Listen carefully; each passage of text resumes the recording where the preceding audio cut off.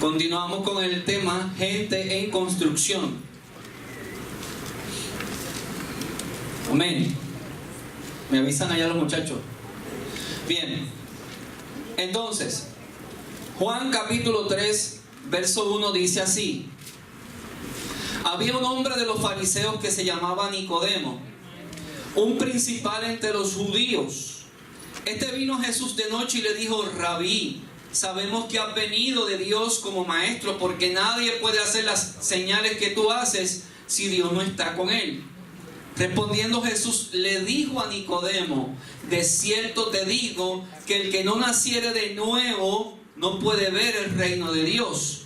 Nicodemo le dijo: ¿cómo puede un hombre nacer siendo viejo? ¿Puede acaso entrar por segunda vez al vientre de su madre y nacer? Respondiendo Jesús le dijo: de cierto te digo que el que no naciere del agua y del espíritu no puede entrar en el reino de Dios. Lo que es nacido de la carne, carne es, y lo que es nacido del espíritu, espíritu es. Señor, gracias por esta palabra. Te pedimos que tú continúes con nosotros, que esta palabra sea de bendición a los que nos ven allá a través de las redes, los que están aquí presentes, Señor. Padre, que te glorifiques en todos los asuntos, todos los aspectos de este mensaje, pero sobre todo recibe tú la honra y la gloria, porque el único grande en este lugar eres tú, Señor. Amén, amén, aleluya. Bien, la pregunta de Nicodemo nos trae a continuar el tema de nuestra serie Gente en Construcción. Lo primero que Cristo le establece en la pregunta de Nicodemo es cómo es posible que una persona vuelva otra vez al vientre de su madre a nacer si tiene que nacer de nuevo para entrar en el reino de Dios.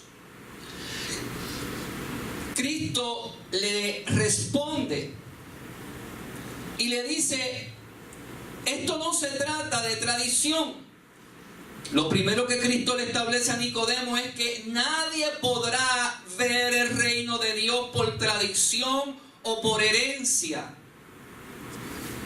Desafortunadamente tenemos una tradición religiosa en el mundo que piensa que porque tú eres religioso por tradición o por herencia, o porque eres hijo o eres de tal estirpe, tú eres salvo.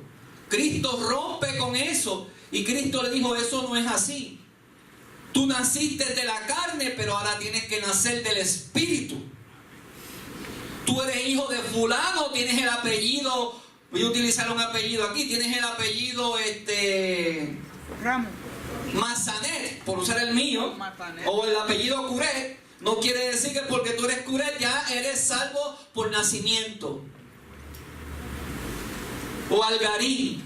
No. Aquí nadie es salvo por nacimiento.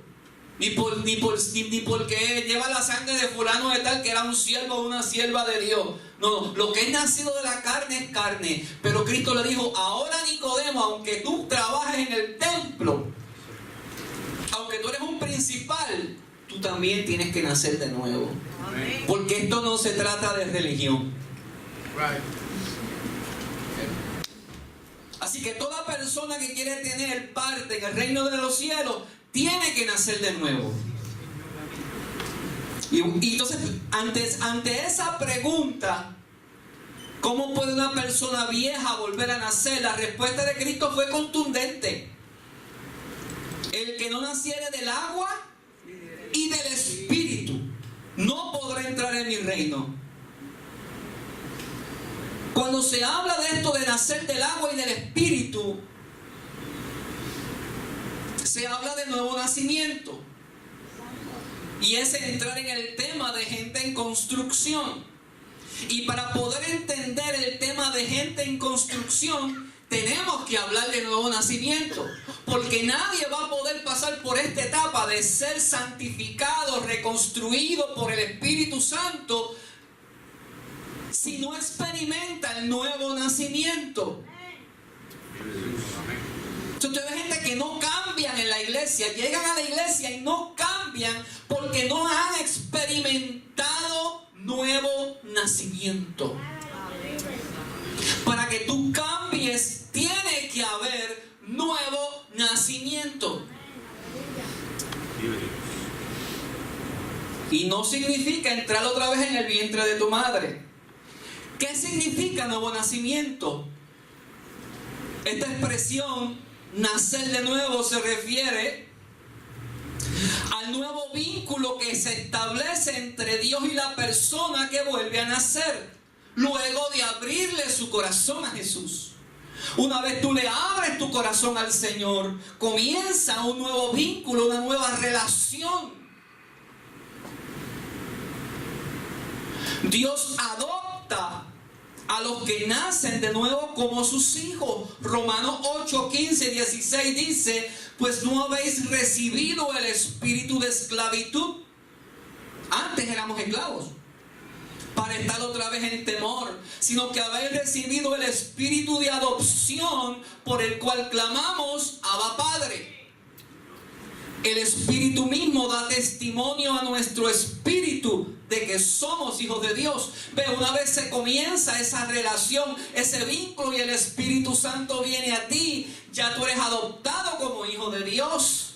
Ya no eres una criatura de Dios, ya no eres por creación, sino que ahora eres por adopción espiritual. Eso es nuevo nacimiento, adopción espiritual.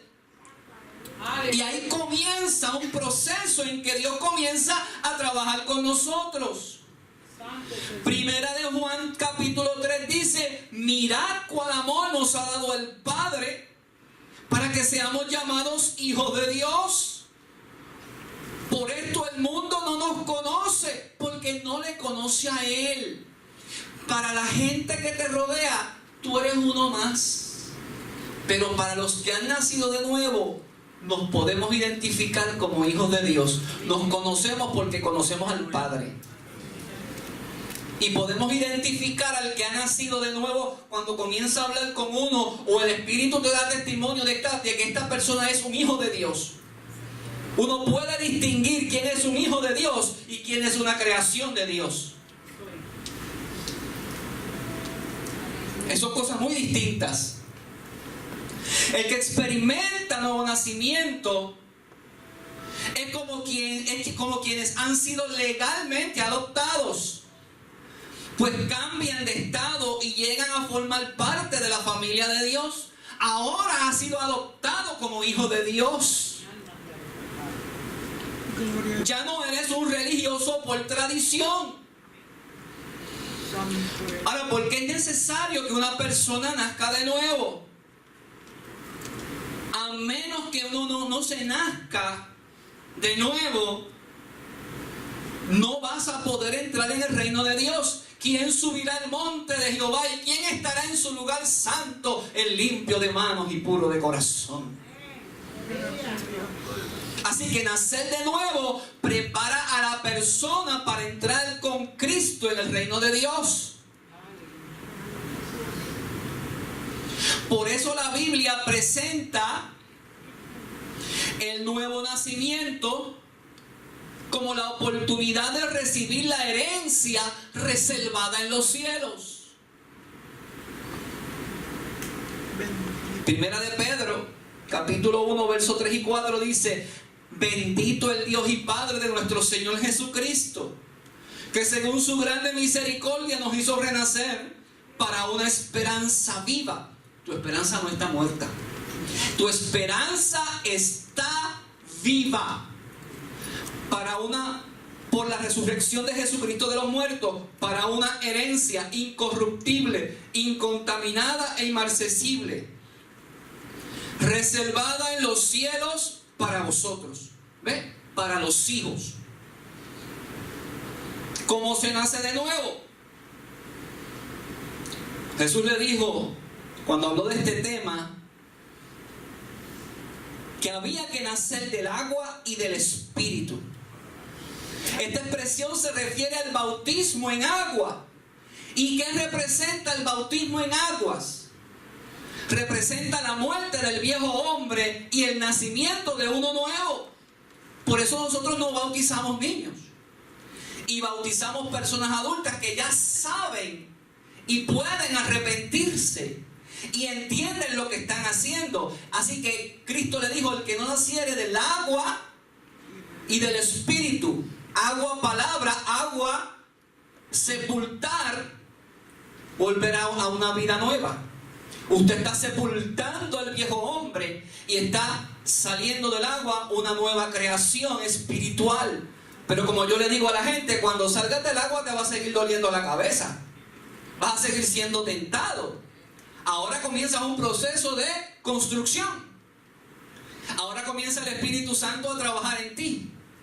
Y ya mismo voy a hablar de algo bien importante que me va a entender, que esa va a ser la cherry del pastel.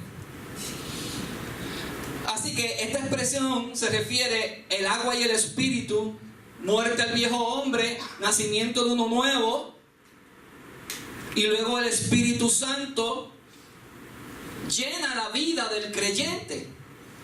¿Ven? Llega el Señor y limpia la casa por dentro.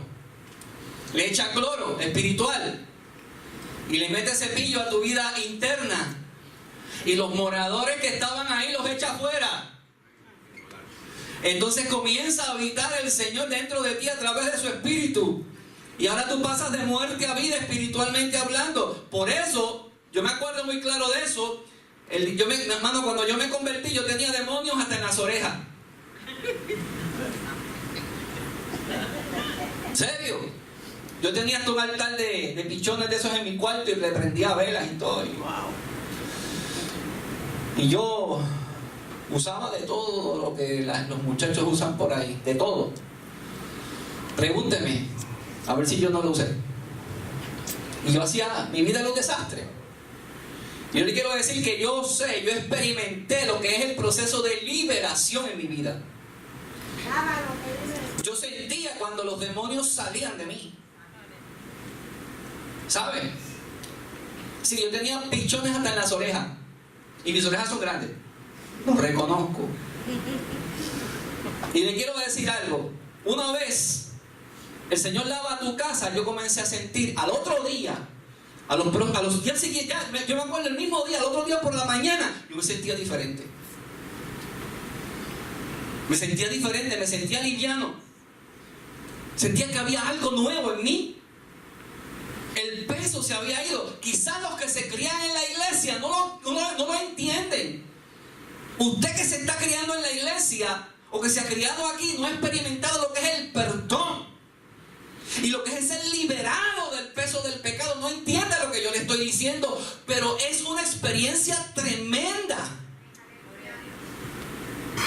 Ser liberado.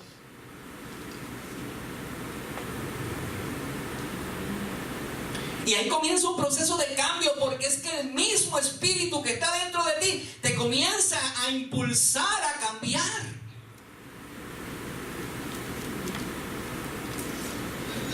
Y te apasionas por Cristo con la llegada del Espíritu Santo. Porque Juan ciertamente bautizó con agua, pero yo los bautizaré con el Espíritu Santo, le dijo Cristo a los discípulos.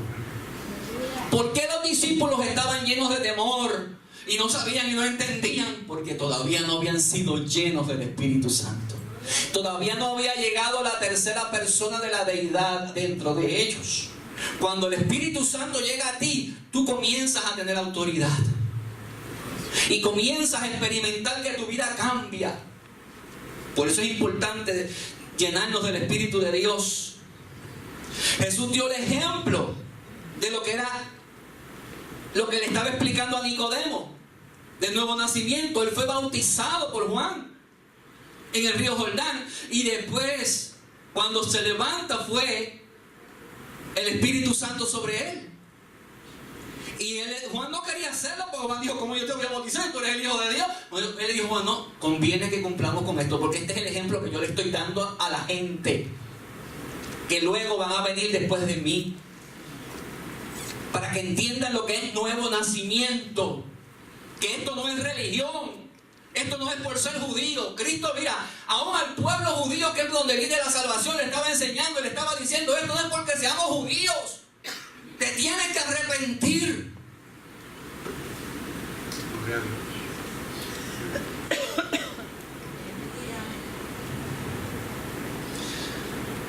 Un término que se utiliza mucho para poder entender esto de nuevo nacimiento es regeneración, que significa volver a crear.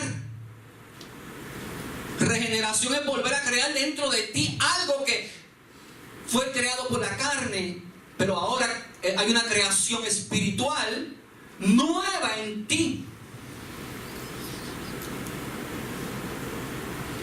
Regeneración es una referencia al acto por el cual eres recreado internamente en una condición que te permite tener comunión con Dios. De modo que si alguno está en Cristo, nueva criatura es. Las cosas viejas pasan, todas son hechas nuevas. Una persona que experimenta el nuevo nacimiento en Cristo también experimentará una transformación de su sentido. Lo hablé la semana pasada. Hermano, no puede haber gente en construcción, no puede haber nuevo nacimiento si tus sentidos no son renovados. Recuerden lo que le enseñé la semana pasada. Los sentidos del ser humano fueron distorsionados por el pecado. ¿Y cuáles son los sentidos? La visión, la audición, el habla o la boca, el olfato, el tacto. Todo eso fue distorsionado por el pecado. Entonces, cuando tú aprendes a que tus sentidos tienen que ser redimidos, transformados. Fíjense cuál es la importancia de los sentidos. Yo le traje base bíblica la semana pasada, pero miren cómo Juan lo dice en Primera de Juan. Dice, lo que era desde el principio, lo que hemos oído, ¿ve? Ahí está un sentido. Lo que hemos visto, otro sentido, con nuestros ojos, y lo que hemos contemplado, y lo que palparon nuestras manos. ¿Vio? Tocante al verbo de gloria. Los sentidos tienen que ser transformados y tienen que ser usados para la gloria de Dios.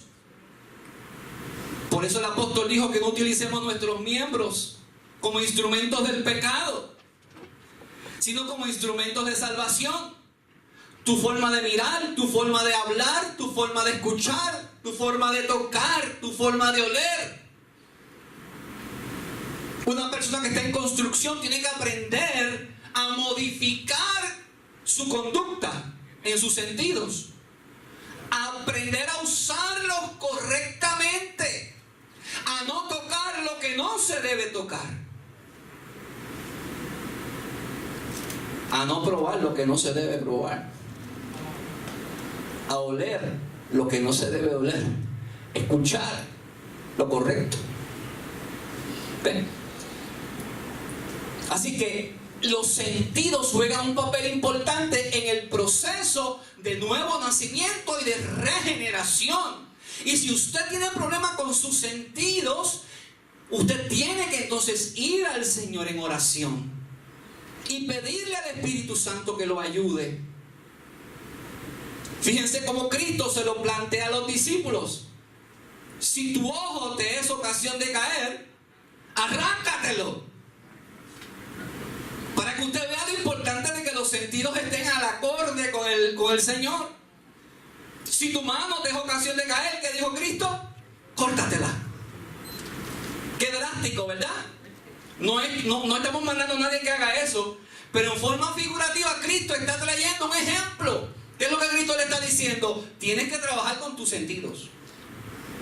Si te llevan al pecado, ¿entiendes? Tienes que trabajar con eso.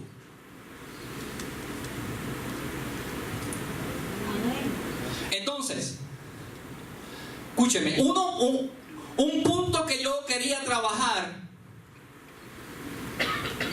en esta serie es el punto de la convivencia de los que están en construcción. Mientras yo meditaba y preparaba esta serie hace un par de semanas atrás, una de las cosas que a mí me motivaba a traer esta serie es lo que voy a hablar ahora: la convivencia entre los que son construidos. Es importante que usted entienda que Cristo tuvo problemas con sus discípulos con este asunto de la convivencia de los que son en construcción. Se lo voy a explicar más claro. Cuando usted está trabajando, los padres de familia están criando los hijos. Uno tiene 18, otro tiene 14, otro tiene 5, otro tiene 1, etc. Y usted se comienza a dar cuenta de la dinámica que se da entre ellos. Pelean, no se soportan, se tiran la puerta, hay mezquindad. Y usted como padre le duele, pero ¿por qué tú eres así? Si ustedes son iguales, todos, yo los quiero igual. Y la guerra y el celo entre hermanos. Este tipo de cosas, hermano, a Cristo le pasó con los discípulos. Y pasa dentro de las iglesias. En el proceso de reconstrucción tenemos que ser pacientes unos con otros. Por ejemplo, la madre de los hijos de Zebedeo quería que sus hijos estuvieran uno a la derecha y otro a la izquierda en el reino de los cielos. Entonces ellos formaron un bollete por eso, porque ellos querían ser los primeros. Entonces en las iglesias tú vas a ver gente que necesita reconocimiento. Entonces la gente que anda buscando reconocimiento normalmente choca con los demás, porque empuja a las otras ovejas para pararse al frente del pastor. Y eso es normal, porque Cristo lo vivió. Y cuando digo que es normal, no es que es bueno, no es bueno, pero que ocurre. Ahora, no se supone que los que están en proceso de construcción persistan en una conducta que hace daño al cuerpo de Cristo. Otro ejemplo: en una ocasión los discípulos estaban molestos porque el apóstol Juan estaba recostado del pecho de Jesús. Entonces la pelea de ellos era que Jesús tenía preferencias con Juan. ¿No está Juan? ¿Sí? Entonces, había una lucha entre los discípulos porque Juan se recostaba del pecho del maestro. Y habían celos. Entonces, en las iglesias esas dinámicas a veces se dan. De hermanos, entre hermanos, de preferencias. Cristo lo vivió con sus discípulos. En otro momento los discípulos en la iglesia primitiva discutían de quién tenía más respaldo divino y más unción. Y Pablo tuvo que trabajar con eso. Pablo le dijo: quiero decir que cada uno de vosotros dice: yo soy de Pablo, yo soy de Apolo, yo soy de Cefa, yo soy de Cristo. Es como aquí dijéramos: no, a mí me gusta venir al culto de oración, yo soy de Eli. Yo soy del pastor. A mí me gusta cómo es Miguel. A mí me gusta cuando Adrián predica. Entonces, ¿qué fue lo que Pablo le dice? ¿Acaso está Cristo dividido? ¿No es que somos un cuerpo?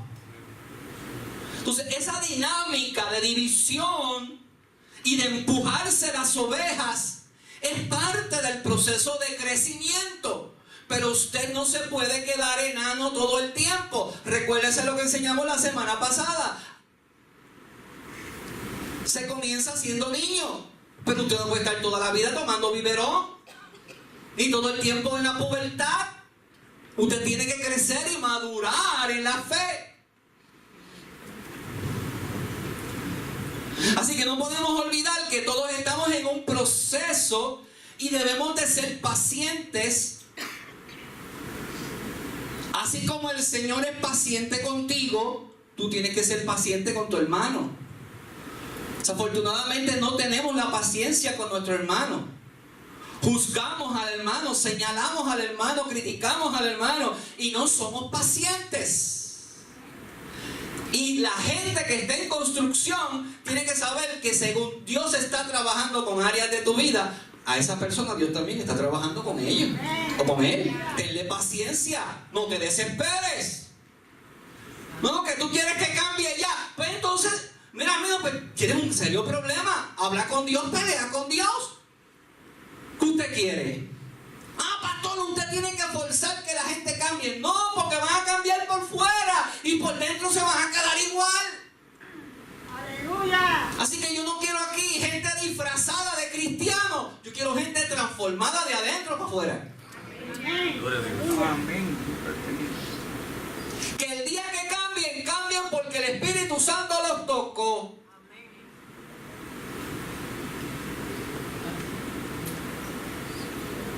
Porque entonces caeríamos en el tema de la hipocresía. Aleluya. Entonces, miren cómo Pablo aborda este tema en Tesalonicense. También os rogamos, hermanos, que amonestéis a los ociosos. Tesalonicenses 5:14. Que alentéis a los de poco ánimo, que sostengáis a los débiles, que seáis pacientes para con todos. ¿Oyó lo que dice Pablo? Miren las categorías. Ociosos. En la iglesia usted va a encontrar gente que es ociosa. ¿Quiénes son los ociosos? Los que no quieren trabajar en la obra. Gente que solamente viene a la iglesia a comer y después se va. Y no coopera ni trabaja en nada. Están los de poco ánimo. ¿Quiénes son los de poco ánimo? Los indecisos. ¿Quiénes son los indecisos? Los almáticos, los que hoy tienen ganas de predicarle a todo Puerto Rico y mañana se quieren tirar de un puente. Y eso los hay en las iglesias. Muchos. Son almáticos, viven por el alma, por cómo amanezcan hoy, por cómo se sientan hoy. No viven por fe, viven por lo que sienten.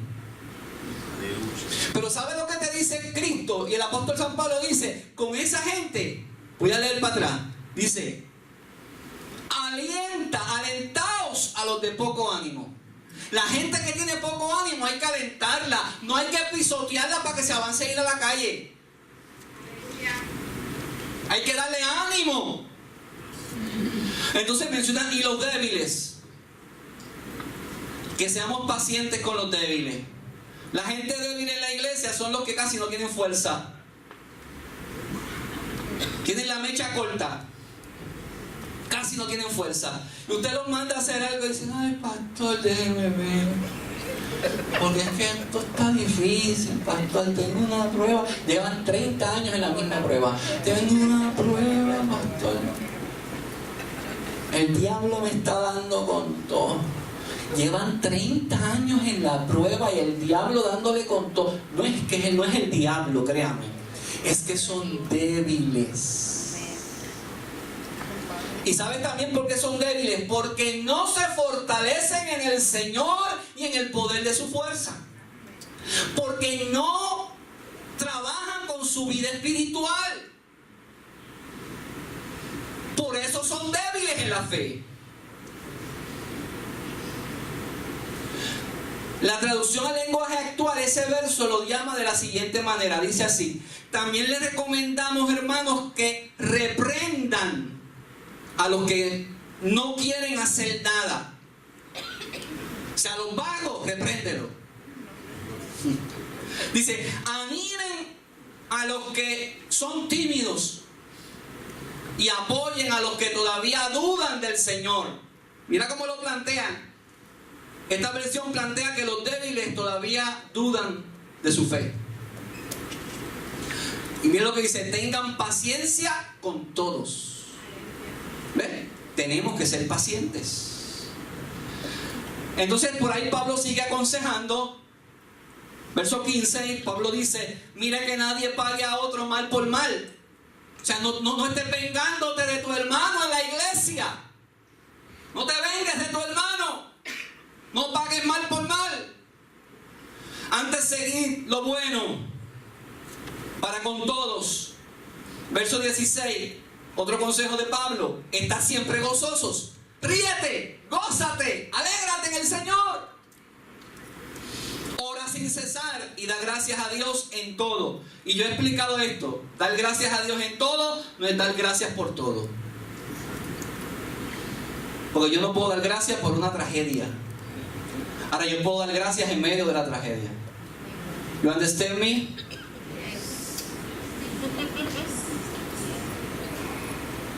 Yo no puedo dar gracias porque se me explotó la goma del carro, pero yo puedo dar gracias dentro del carro mientras me vienen a montar la goma. Gracias Dios porque tú estás conmigo.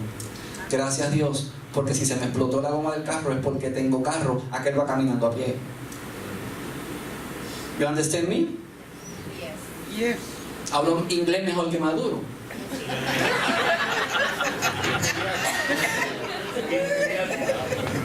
Imperiati. Es mejor que estar verde. Es mejor estar verde. Así es que dé gracias por todo. Mire, mi hermano, hay cosas que a uno lo atribulan, pero en medio de eso que se atribula, te está diciendo la Biblia: dale gracias a Dios.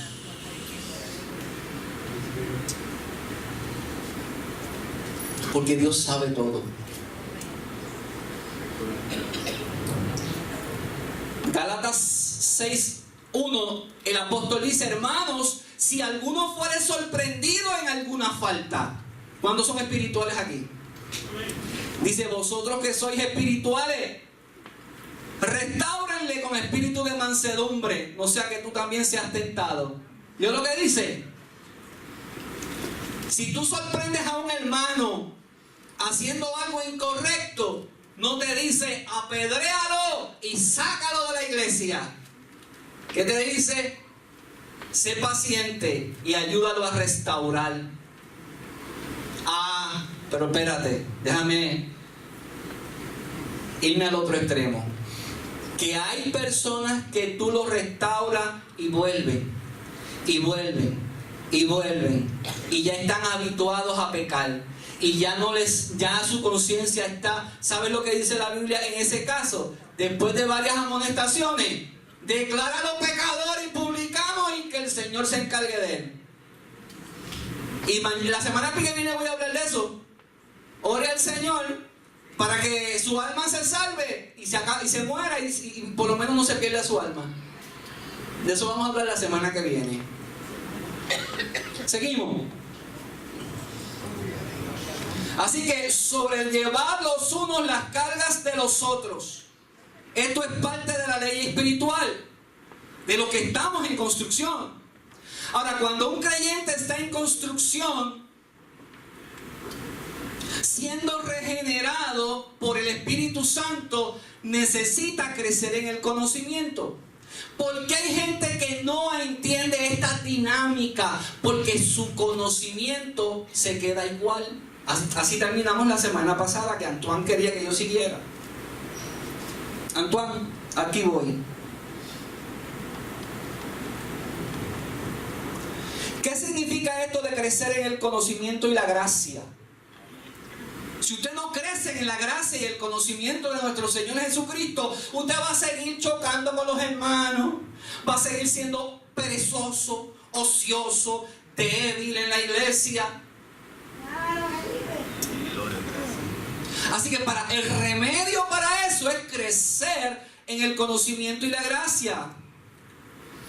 Dios no nos ha dado solamente la salvación o la entrada al cielo. Juntamente con eso, Dios nos ha dado cantidad de otras cosas que si no las aprovechamos, las estaremos desperdiciando. Por eso necesitamos el conocimiento de la palabra. Dios nos ha dado poder sobre el pecado. Yo he hablado de esto aquí. Como una obra de gracia. Y usted debería de aprovechar ese beneficio. Crecer en la gracia y el conocimiento de nuestro Señor Jesucristo tiene también que ver con llevar nuestra relación íntima con Jesucristo a un plano cada vez más alto. O sea, usted no se puede quedar como usted estaba cuando se convirtió. Usted tiene que crecer en el conocimiento y la gracia a través de la palabra y su relación con Dios. Usted no puede ser el mismo. Su vida espiritual tiene que crecer. ¿Conozco hoy a Jesucristo más de lo que lo conocí ayer? Te pregunto. ¿Lo conoces hoy más que la semana pasada? ¿O el mes pasado? ¿O el año pasado? Si mi conocimiento de Él es el mismo y no se incrementa en el transcurso del tiempo, no estoy creciendo en el conocimiento y la gracia. De modo que crecer espiritualmente es un mandato y no es una opción. ¿Escuchado? No es opción. Es un mandato que usted debe crecer en el conocimiento, y a la medida que crezca en el conocimiento, crecerá en la gracia. O viceversa. Segunda de Pedro dice: así que vosotros, hermanos, sabiendo de antemano, guardaos, no sea que arrastrados por el error de los inicuos, caigáis de vuestra firmeza. Antes bien, creced en la gracia. ¿Ves? Creced en la gracia y el conocimiento de nuestro Señor y Salvador Jesucristo. Timoteo, Pablo le dice a Timoteo: tú pues, hijo mío, esfuérzate en la gracia. ¿Ves? Esfuérzate en la gracia. Hay que esforzarse. No es pagar la salvación, es esforzarse para crecer. Por ejemplo, yo me caso con Sandra hace 25, mami, ¿verdad? ¿20 cuánto? Para mí parece que he vivido 100 años contigo. No, mentira. Yo me caso con Sandra. Imagínense, hermano, que pasen 23 años y yo conozco a Sandra lo mismo que la conocí hace un año atrás, cuando teníamos un año de casado. No, se supone que mi relación y mi conocimiento de ella aumente y yo aprenda a conocerla. Y las parejas llegan a un punto que se conocen y saben lo que piensan el uno del otro. A veces sin hablar, con una mirada sabemos lo que pensamos. ¿Verdad? Parecemos hermanos, eso me preocupa. Eso de que parezcan hermanos. ¿Sí? Tú sabes que cuando yo estaba de misionero en Venezuela, fue a visitarme una vez una persona y me dijo: ¿es verdad que ustedes los evangélicos solamente tienen intimidad los martes?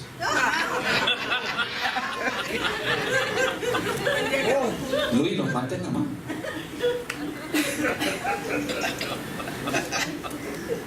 Hermanos, nosotros tenemos que aprender a conocernos y crecer en el conocimiento. Así es la relación con Cristo, una relación donde tú vas creciendo y conociéndolo cada día más a Él. Vas conociendo más cómo el Espíritu Santo trabaja contigo. Pero, hermano, ¿dónde habla de Cristo? En la Biblia. Tú lees la Biblia. Tú estudias, tú escudriñas la palabra, tú escuchas la palabra. ¿Cómo vas a crecer? La meta de todo creyente, aquí voy, este es el cherry del pastel. La meta de todo creyente debería de ser que Cristo sea formado en mí. ¿Escuchó? ¿Cuál debe de ser tu meta como creyente?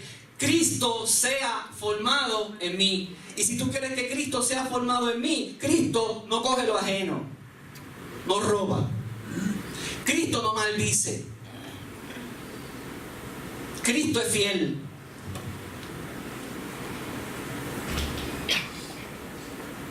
Cristo es responsable.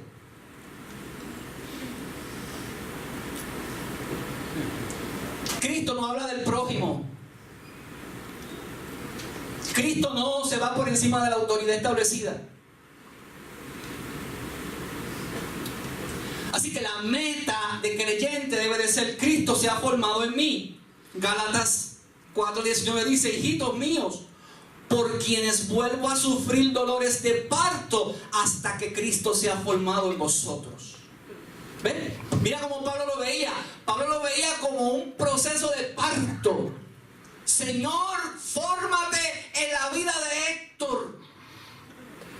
Que cada día Héctor se parezca más a ti. Que cada día su vida y su carácter sea más parecido al tuyo. Señor, cambia la vida de Martín. Que cada día él tenga más pelo. Digo, que cada día él tenga más conocimiento. Martín. Que Cristo se ha formado en él. Que Cristo se ha formado en su espíritu, en su alma, en su ser. Que cada día Martín se parezca más a Cristo. Esta mañana cuando entré a la oficina, Sonia me dijo: pastor, usted está dejando la barba para un drama. Y yo le dije: no, es que me quiero parecer a mí. No me quiero parecer a Chocolate. Es que vi a Chocolate con barba y me dio fiebre. Esta fiebre se me quita, no se preocupe. A los que no les gusta la barba, tranquilo, que esto se me quita. Tranquilo. Esto es... Mire, mi hermano, usted tiene que tratar de que Cristo sea formado en usted. Y mire, a las madres y a los padres que tienen hijos en el Señor, usted quiere saber una oración poderosa, esa expresión de Pablo: padre y madre, ore para que Cristo sea formado dentro de la vida de sus hijos. Señor, fórmate en la vida de mi hijo Sebastián. Aleluya.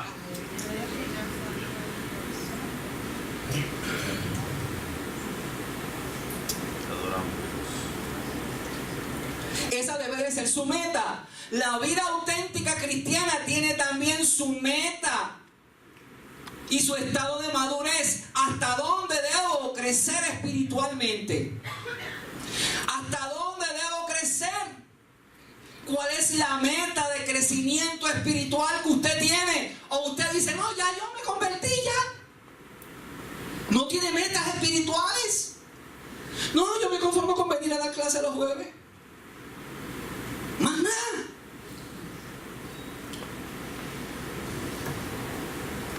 Le voy a hacer un chiste.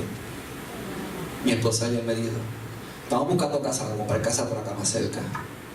Me dice: esta es la última casa que voy a comprar.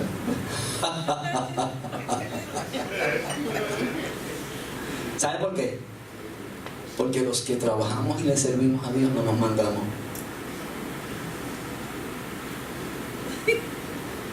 ¿Sabía eso, verdad? Es que la meta de toda persona es tener su casita. Fantástico. Esa es la meta de la gente normal. Pero los que somos llamados por Dios no somos normales. ¿Verdad que sí, Pastor Armando? No somos normales. Somos una estirpe especial. Y la gente no nos entiende. Tampoco pretendemos que nos entiendan. Cuando usted le sirve a Dios y usted le dice: Cristo se ha formado en mí, Él es el que va a mandar en tu vida. Y Él es el que va a ordenar tus pasos. Y Él es el que te va a decir: vas a hacer esto y vas a hacer aquello. Aquí te quiero y aquí no te quiero. Te abro esta puerta y te cierro aquella. Eso lo va a hacer Él. Tú no puedes tomar el control. Si tú quieres que Cristo sea formado en ti, tú tienes que entregar el control a Él. Las llaves del carro las tiene que tener Él, es el que tiene que conducir, no eres tú. Le digo algo, hermano. Debe, usted puede. Después de esos 105 años que tiene, usted puede hablar aquí. Ella se ríe. Y había un perro que se llamaba Chiste. Ahí está. Ese yo no lo sé. Y vino un carro y lo montó. Y se acabó el chiste. Y se acabó. Paquita es una bendición. Entonces, ¿cuál debe de ser la meta de todo creyente?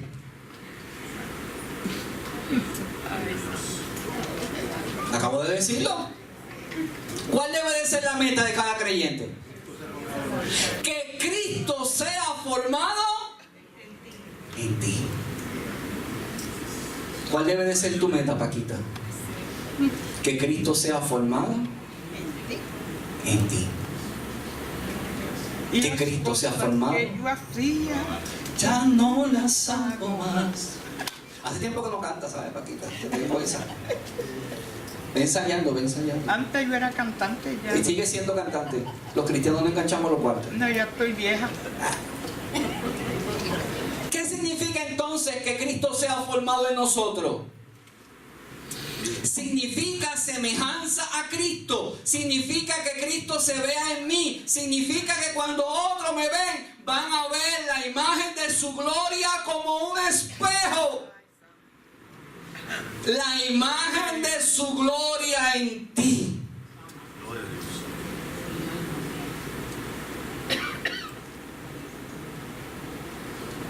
Hablo como Cristo. Viva como Cristo. Ame como Cristo. Odie el pecado como Cristo lo odia. Amén. Esa debería ser la meta de todo creyente. La meta del crecimiento es que Cristo sea formado en nosotros. Y escuche esto. El hombre exaltará a su maestro en proporción de su crecimiento. Lo repito.